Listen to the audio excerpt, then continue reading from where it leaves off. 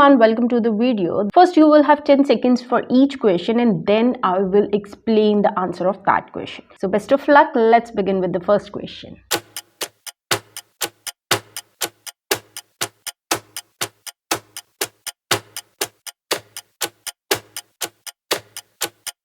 Correct answer is option 4. Do something exactly right. Hit the nail on head. This is an idiom which means to do something that is very much correct or accurate. So hit the nail on head means do something exactly right.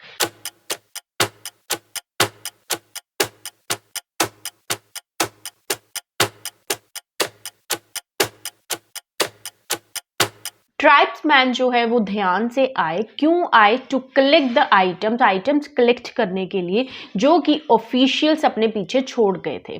So came forward, this is the correct phrase. This approach commonly used to describe approaching cautiously or stepping up for a task. ध्यान से जब कोई किसी की तरफ जाता है तब हम ये phrase यूज करते हैं, that is came forward. Came after जो है this is not grammatically correct क्योंकि वो उनके पीछे नहीं गए थे बल्कि ध्यान से आगे बढ़े थे ताकि वो लेफ्ट ओवर आइटम्स को कलेक्ट कर सके. Afar indicates distance but not suit the context of approaching. So afar जो है वो हम distance measure करने के लिए लगाते हैं, लेकिन यहाँ पर came afar जो है वो बिल्कुल ही गलत है. एंड सेम came ahead का मतलब ही होता है आगे जाना, सो वो came के साथ जो है वो नहीं आता. Correct is forward.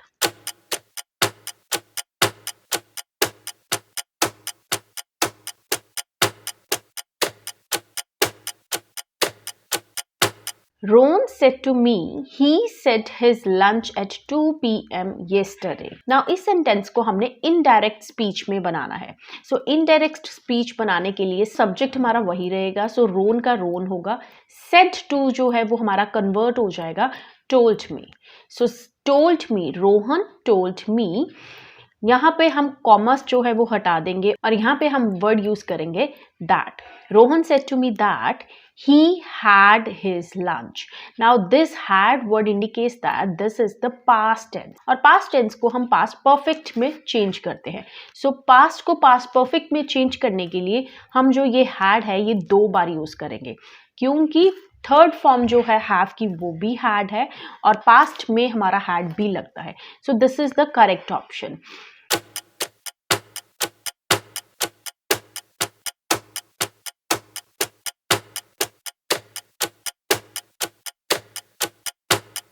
Now you need to fill up the blanks. Correct option is specimens or extinction. Let's see how. The blue whale is the largest animal that ever lived. Blue whale एक ऐसा largest animal है जो हमेशा से ही रहा है. The largest dash grow to the length of a basketball court. Now यहाँ पे हम व्हेल की ही बात कर रहे हैं. सो यहाँ पे जो हमने ऑप्शन चूज करनी है वो ऐसी होनी चाहिए जो कि ब्लू व्हेल को ही डिफाइन करे. Model is not the correct answer. Sample भी करेक्ट आंसर नहीं है क्योंकि सैंपल उस चीज के लिए यूज होता है जब हम बहुत सारे फिगर में से एक छोटा सा पार्ट उठाते हैं, पर यहाँ पर हम पूरी की पूरी स्पीशीज की ही बात कर रहे हैं. So this is not the correct answer. Pattern जो है वो भी बिल्कुल ही गलत ऑप्शन है एंड द करेक्ट वन है specimen. Specimen means description of animals. So बहुत सारे एनिमल्स को जब डिस्क्राइब करना होता है we can use the word specimens. This is correct here. A blue whale's heart is as big as a compact car. Its tail flukes are as wide as a soccer goal. और उन्होंने यहाँ पे tell की description दी है कि वो कितनी होती है जैसे कि एक सॉकर गोल होता है. These animals were hunted nearly to their dash. अब ये जो एनिमल्स है ये हंट करने की वजह से कोई ना कोई इसका रिजल्ट निकला. सो अगर किसी एनिमल्स की हंटिंग बहुत ज़्यादा होगी तो ऑब्वियसली वो एक्सटिंक्ट होना स्टार्ट हो जाएगा. रिमूवल भी हम वर्ड यूज़ नहीं करेंगे क्योंकि उसका मतलब होता है किसी जगह को हटाना और यहाँ पे हम किसी हटाने की बात नहीं करें बल्कि इस एनिमल की जो प्रजाति है वो एक्सटिंक्ट होने के कगार पर आ गई है, खत्म होने वाली है. So extinction is the correct word.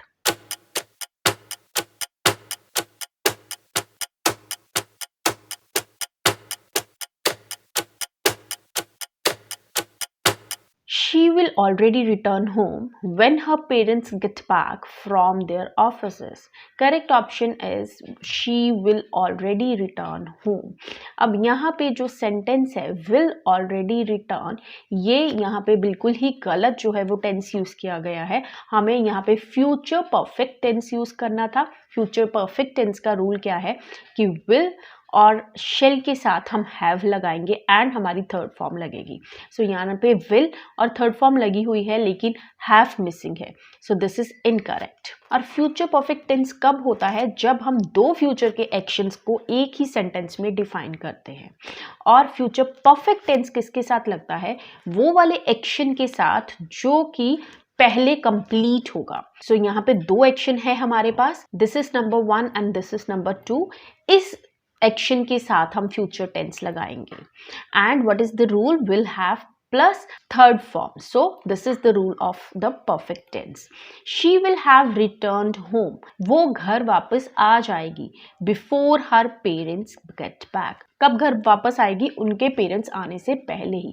So parents घर आने से पहले ही वो घर पे वापस आ जाएगी. हम दो फ्यूचर में दो एक्शंस की बात कर रहे हैं और जो फर्स्ट एक्शन है उसके साथ हम will have return means future perfect tense लगाएंगे और सेकंड एक्शन में हम लगाएंगे सिंपल प्रेजेंट टेंस.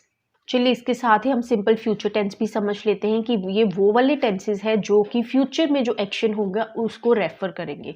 बट यहाँ पे हम दो एक्शंस की बात नहीं करें. We are only talking about one action.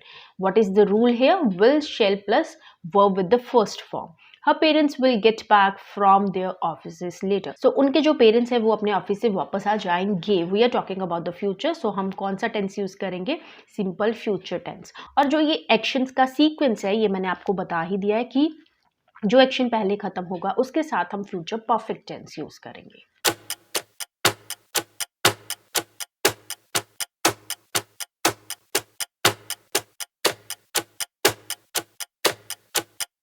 Correct answer is discuss. Camouflage means to hide or conceal.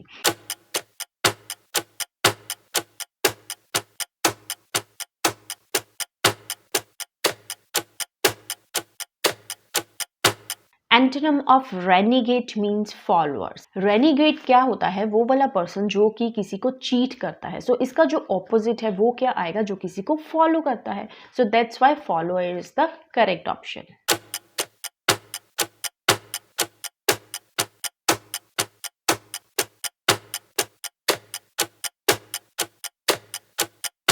One must brush up on the entire course before the day of examination. Now examination day से पहले अपनी skills को अपने entire course को brush up कर लेना चाहिए. Means अच्छे से check out कर लेना चाहिए. So brush up यहाँ पे बिल्कुल ही correct verb लगा हुआ है, बिल्कुल ही correct phrase है. यहाँ पे किसी भी substitution की ज़रूरत नहीं है. Brush about, brushing on, brushing off ये सारे ही गलत हैं. This sentence is already correct.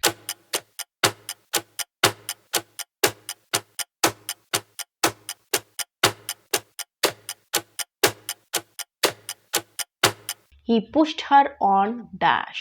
Purpose is the right option क्योंकि उसने उसको किसी गोल के लिए, किसी ऑब्जेक्टिव के लिए पुश किया, मोटिवेट किया. फोकस, डेलिब्रेट, आंसर प्लस ये बिल्कुल ही डिफरेंट चले जाएंगे. Correct option is purpose.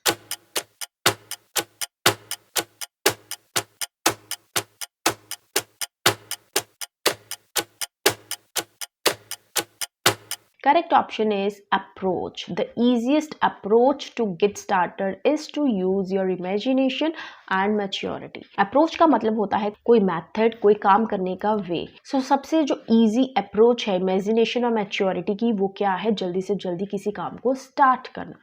Approach is the correct option here.